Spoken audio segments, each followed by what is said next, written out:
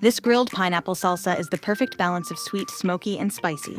It's a great topping for tacos, grilled veggies, bowls, or just scooping up with chips, and it's ready in about 15 minutes. Start by grilling your pineapple slices. Fresh is best, but canned totally works. Just pat them dry so they char instead of steaming.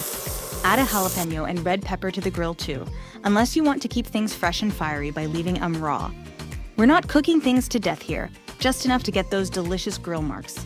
Think sizzle, not soggy. Once everything's got a little char, let it cool, then chop it into bite-sized chunks.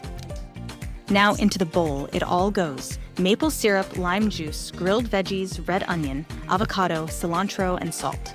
Swap with parsley if cilantro tastes bad to you.